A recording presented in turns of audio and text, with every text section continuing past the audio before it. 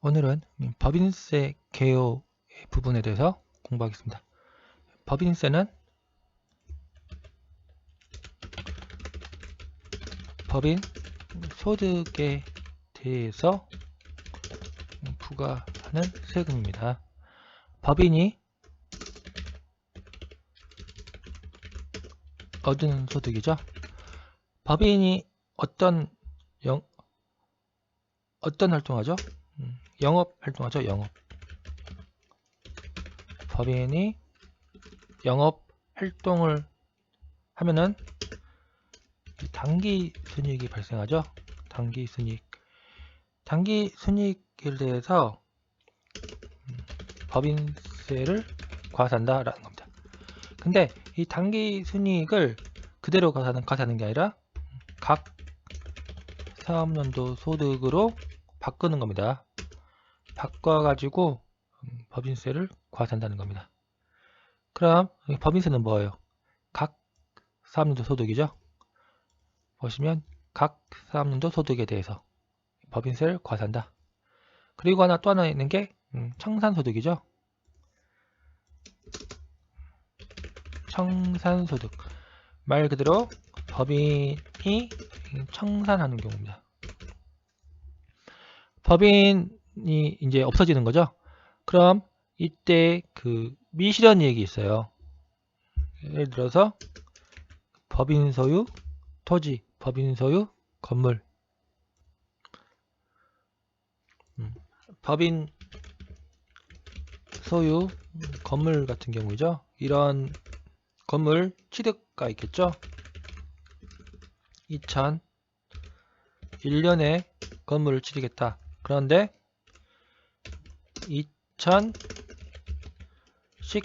2019년에 법인이 청산했다. 그럼 이 취득할 때는 5억이었는데 나중에 청산할 때 보니까 10억이다. 건물이 올랐어요. 그 시가가, 건물 시가가 10억이다. 그러면 이거를 건물 팔겠죠. 어차피 이제 법인은 없어지는 거니까 건물을 이제 팔아버립니다. 그럼 10억이 발생하죠. 10억 현금이 발생합니다. 그럼 10억에서 취득가 5억 뺀 5억 원. 이 5억 원에 대해서 청산소득으로 보고 법인세를 과세합니다. 어차피 이 개인이 보유한 건물 이걸 팔면은 그 양도차익이 발생하죠. 그럼 양도차익에 대해서 양도소득세를 과세합니다. 마찬가지로 법인이 건물 팔면은 처분이익이 발생하죠. 그럼 그 처분이익에 대해서 각 사업용 소득으로 법인세가 과세가 되는데 현재 이 건물은 법인이 청산할 때까지 팔지 않았다가 이제 자녀재산가액 환가하면서 파는 거죠. 그렇기 때문에 이 자녀재산가액 환가하면서 이 파는 것 이거에 대해서는 청산소득에 대한 법인세로 과세가 된다는 겁니다. 그 다음에 또 보시면 토지 등 양도소득에 대한 법인세죠. 토지 법인이 토지를 보유하고 있는 경우 비사업용 토지 땅 투기하려고 법인이 비사업용 토지를 보유하고 있다라는 겁니다. 그러면 이거에 대해서 토지 등 양도소득에 대한 법인세를 추가로 과세한다는 겁니다. 각 사업용 소득에 대한 법인세를 과세하고 비사업용 토지에 대해서 추가적으로 토지 등 양도소득에 대한 법인세를 과세한다라는 겁니다. 왜냐하면 부동산 투기 법인이 부동산 투기를 하는 것을 방지하기 위한 겁니다. 어차피 이 일반인 같은 경우는 최고 세율이 40% 넘죠. 그렇기 때문에 이 법인을 만든다는 겁니다. 법인은 세율이 10%, 20% 정도니까 훨씬 더 낮은 양도 차익에 대해서 훨씬 더 낮은 세금을 과세한다. 그렇기 때문에 땅 투기 목적으로 이용한다는 겁니다. 법인을 만들어 가지고 그래서 이거를 막기 위해서 토지 등 양도소득에 대한 법인세를 추가로 과세한다는 겁니다. 그러면은 법인을 만들어서 땅 투기에도 세금이 너무 과하기 때문에 법인을 만들어서 땅 투기 이용하는 것을 막을 수 있다는 겁니다. 그래서 토지 등 양도소득에 대한 법인세를 추가로 과세한다. 그 다음 보시면 기업의 미완료 소득 있죠? 거기에 대해서 법인세를 과세한다는 겁니다. 법인이 돈 벌어들인 거 있죠? 이거를 이제 돈을 사용을 해야 되는데 사용하지 않고 적립만 한다. 그래가지고 그 사용하지 않는 소득에 대해서 법인세를 과세한다는 겁니다. 이게 기업의 미완료 소득에 대한 법인세입니다. 어차피 이것도 다 자세하게 배우니까 그때 이제 자세하게 배우기 바랍니다. 여기 보시면 용어의 정의죠. 내국법인은 본점, 주사무소, 사업의 실질적 관리 장소가 국내에 있는 법인을 말한다. 그러니까 본점, 주사무소 있고 그 다음에 사업의 실질적 관리 장소입니다. 이게 국내에 있는 경우에는 내국법인입니다. 그리고 비영리 내국법인은 민법 32조 있죠? 따라 설립된 법인. 비영리입니다. 그러니까 영리를 목적으로 하지 않는 법인. 그러니까 주된 영업 활동 보시면 정관에 고유 목적 사업이 있어요. 이런 법인입니다. 비영리 내국법인입니다. 그 다음에 보시면 사립학교법이 있죠. 이런 법인, 이런 비영리 법인이 있다 하는 겁니다. 비영리 법인하고 영리 법인은 두 개를 구분을 해야겠죠. 영리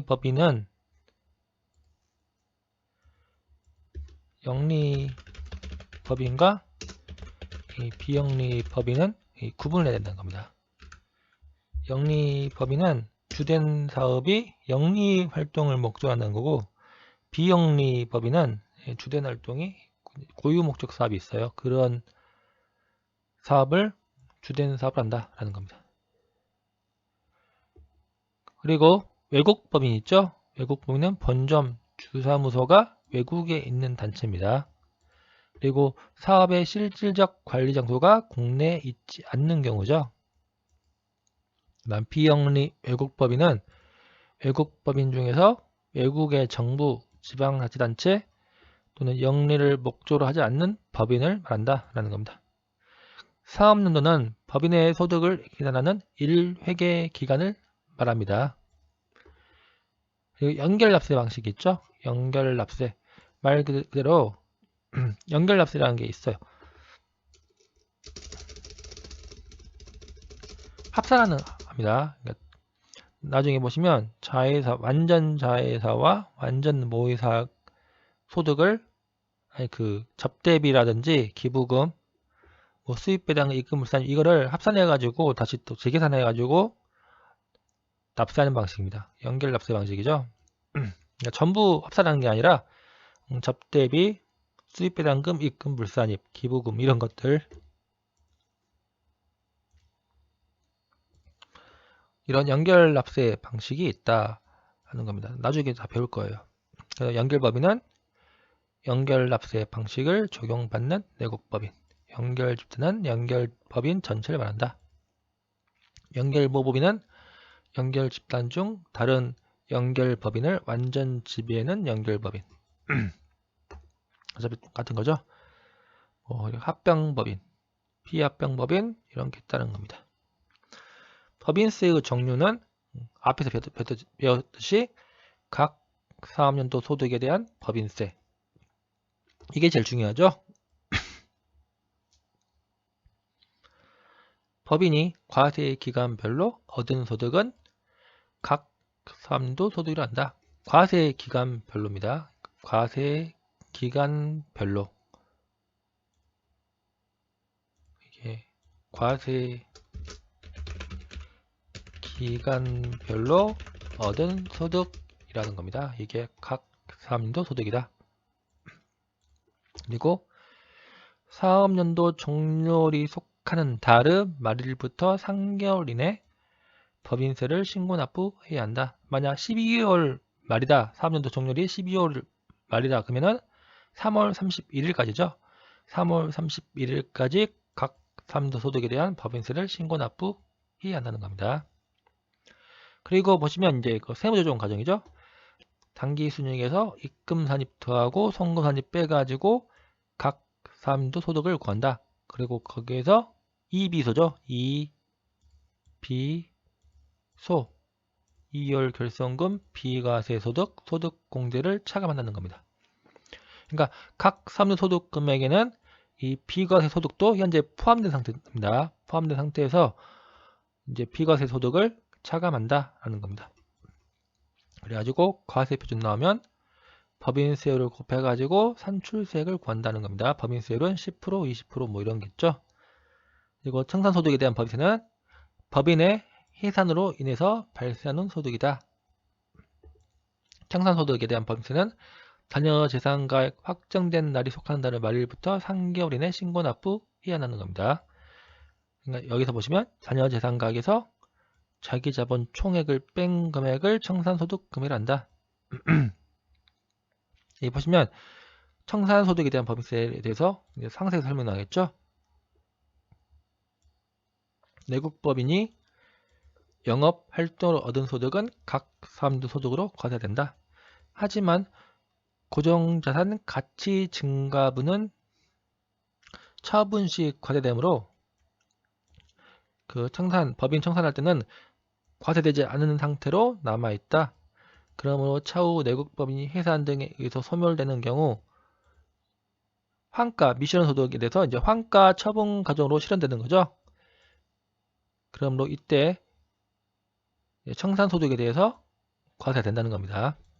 그리고 토지 등 양도소득에 대한 법인세는 법인 소유의 부동산을 양도하는 경우 양도차익이 돼서 법인세가 과세된다. 다만 법인이 부동산 투기를 할 수가 있기 때문에 그 투기에 대한 제재로서 법에서 정한 주택과 비사업용 토지를 양도하는 경우 각 사업소득에 대한 법인세에 추가하여 토지 등 양도소득에 대한 법인세를 과세한다. 그러니까 이거는 이중과세입니다. 같은 소득에 대해서 각 사업소득에 대한 법인세를 한번 과세하고 토지 등 양도소득에 대한 법인세를 또 한번 과세가 된다라는 겁니다. 양도소득은 토지 등 양도금액에서 양도 당시 장부가액을 차감한 금액이죠. 여기에 이렇게 해서 과세된다라는 겁니다. 그 다음 보시면 그 미완료 소득에 대한 법인세죠. 토지 투자 상생협력 촉진을 위한 과세 특례. 다음 중 어느 하나에 해당하는 내국법인입니다. 각 사업도 종료일 현재 자기자본이 500억 원을 초과하는 법인. 다만 중소기업은 제외한다. 그리고 각 사업도 종료일 현재 상호 출자 제한 기업 집단에 속하는 법인. 이런 법인에 대해서 미완료 소득이 있는 경우 법인세를 과세한다 라는 겁니다. 그리고 방식이 두 개가 있죠. 1번과 2번 중 선택하는 겁니다. 각 사업용 고정자산 투자 포함해가지고 여기 보시면 이 기계장치 등에 있죠. 자산에 대한 투자 합계 이거를 차감한다는 겁니다. 이걸 차감해가지고 구하는 방식이 있고 이거 없는 거죠. 이거는 사업용 고정자산 투자 제외 차감 방식. 이거는 기계장치 등 자산에 대한 투자 합계 이게 없습니다. 바로 없이 상시근로자 해당 사면도 임금 증가 금액 차감하고 해가지고 미완료 소득을 구하는 방식이 있습니다. 그럼 이 미완료 소득에 20%를 곱해가지고 미완료 소득에 대한 법인세를 구합니다. 그 다음 보시면 이 법인의 구분이 있죠. 영리 목적에 따른 구분입니다. 영리법인과 비영리법인으로 구분된다는 겁니다. 그리고 또 하나 중요한 게 이 비영리 내국법인은 국세기본법에 따른 법인으로 부는 단체 있죠.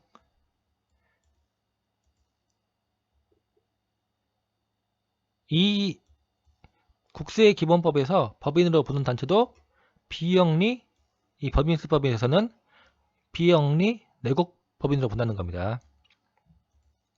뭐 관할 세무서장 승인을 얻어야 되고 관리인이 선임되어 있어야 되고 뭐 이런 게 있죠. 그 다음에 보시면 본점 소재지에 따른 구분. 본점 소재지가 내국에 있는지 외국에 있는지에 따라서 내국법인과 외국법인으로 구분된다. 이게 비었죠? 또 중요한 게 사업의 실질적 관리 장소가 국내에 있는 경우에는 내국법인입니다.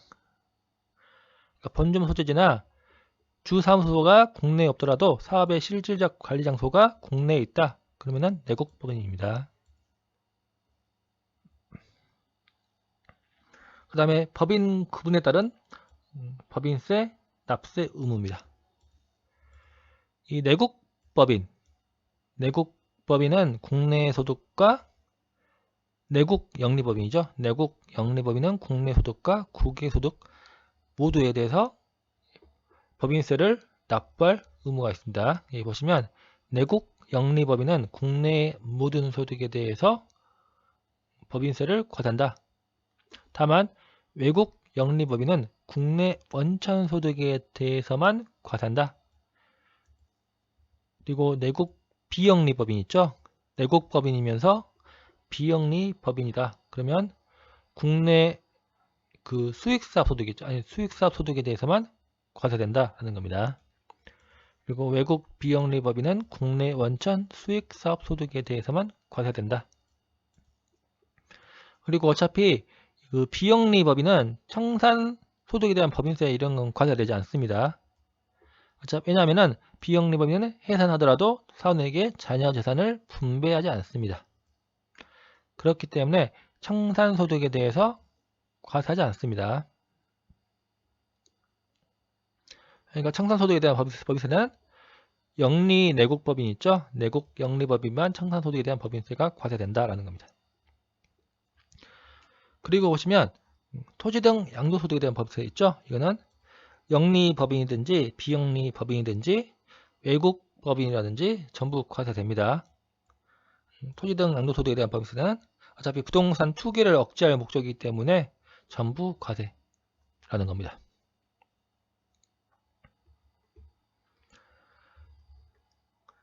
그 다음 보시면은 여기 보시면 이제 수익사업 소득 있죠? 비영리법인의 수익사업 소득이 뭔지 한번 볼까요? 보시면 제조업, 건설업, 도매업, 소매업 등 이런 비영리법인이 수익사업을 하는 거 있죠? 이런 게 있다는 겁니다. 그리고 이자소득, 배당소득, 주식, 신주인증권, 출자지분, 양도로 인한 수입, 유용자산, 무용자산 처분으로 인한 수입. 다만 고유목적 사업에 직접 사용하는 자산의 처분으로서 대통령령으로 정하는 수입은 제외한다. 어차피 수익사업 소득은 비영리 법인 하면은 다시 또 배울 거예요. 한번 참고로 한번 지금 보세요. 소득세법에 따른 부동산에 관한 권리의 양도로 발생하는 소득. 뭐 이런 게 있다는 겁니다. 이거를 전부 외울 필요는 없겠죠? 그냥 한번 참고로 한번 보세요. 그 다음 보시면 실질과세 적용. 이거는 그냥 참고로 한번 보세요. 실질 과세한다.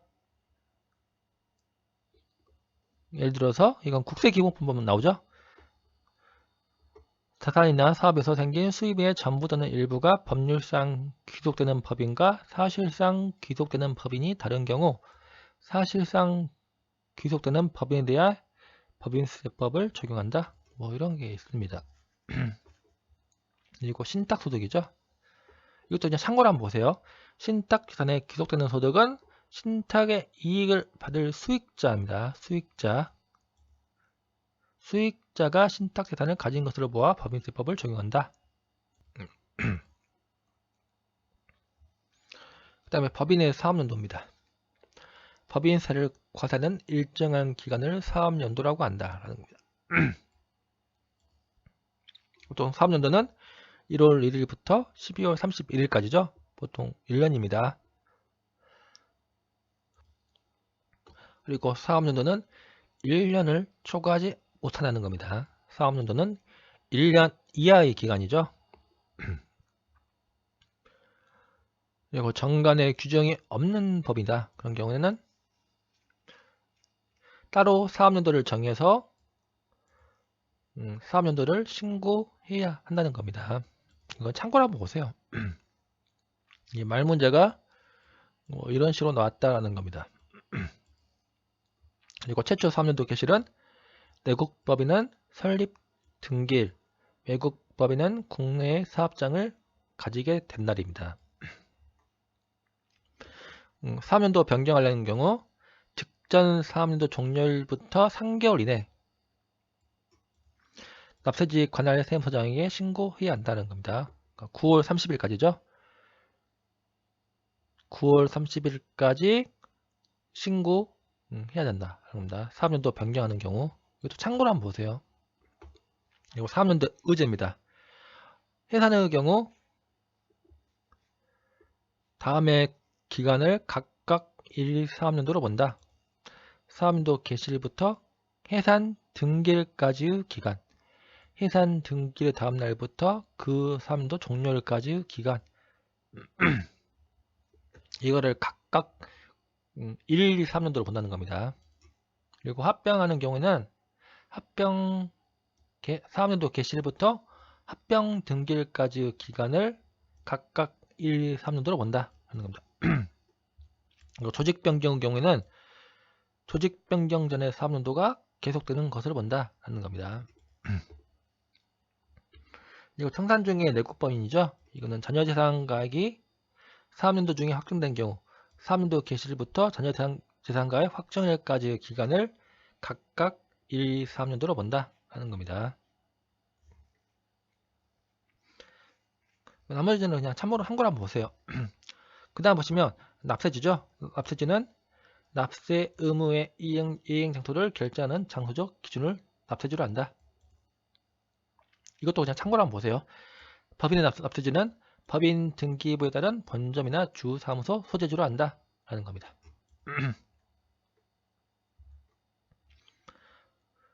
그리고 납세지가 변경된 경우에는 변경된 날부터 15일 이내에 변경 신고를 해야 한다는 겁니다. 그리고 원천 징수한 법인세 납세지죠. 법인 같은 경우에는 원천 징수 의무가 있습니다. 그러면 원천 징수하는 법인세 납세지는 원천 징수 의무자의 소재지로 한다 라는 겁니다. 그러니까 내국법인의 경우에는 등기상 본점 또는 주사무소 있죠.